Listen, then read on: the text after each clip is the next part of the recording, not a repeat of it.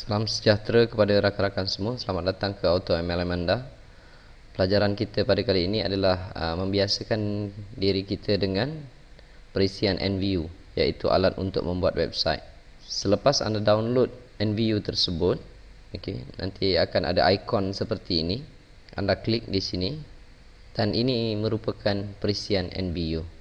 Dan peringkat awal bentuknya adalah seperti ini, dan saya cadangkan untuk anda buang yang ini dulu.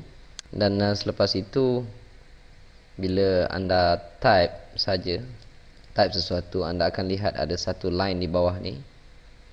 Ini merupakan auto spell check, dan saya biasanya buang auto spell check.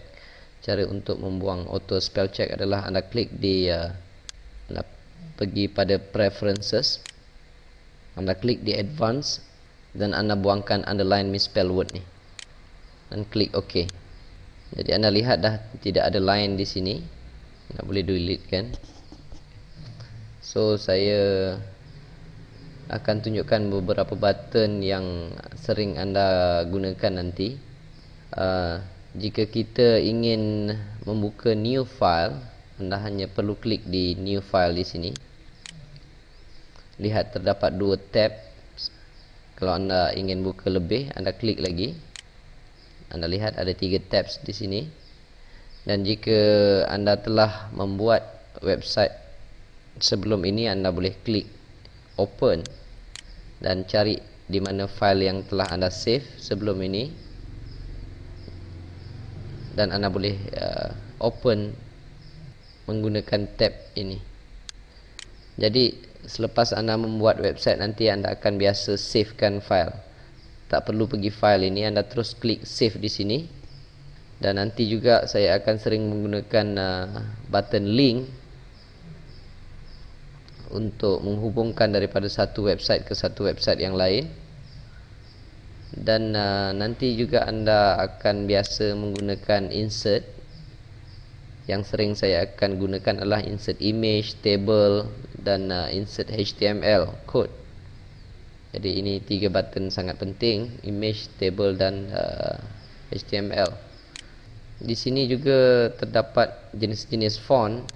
Anda boleh gunakan nanti font-font yang digunakan. Dan ada 2 button di sini.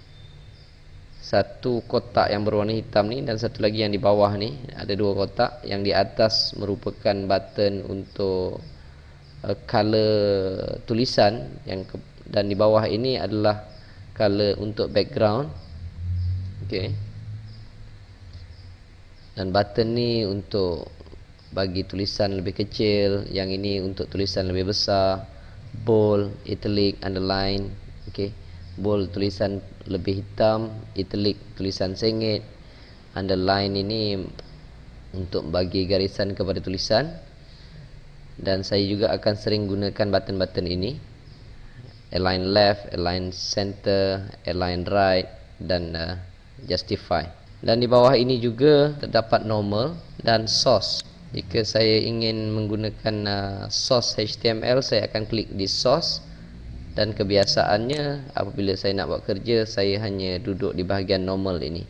Dan sesekali anda boleh gunakan preview untuk lihat hasil kerja anda sebelum diupload ke tapak domain. Dan itu adalah sebahagian besar button-button yang sering akan anda gunakan semasa proses pembelajaran ini. Kita jumpa lagi di video seterusnya. Terima kasih.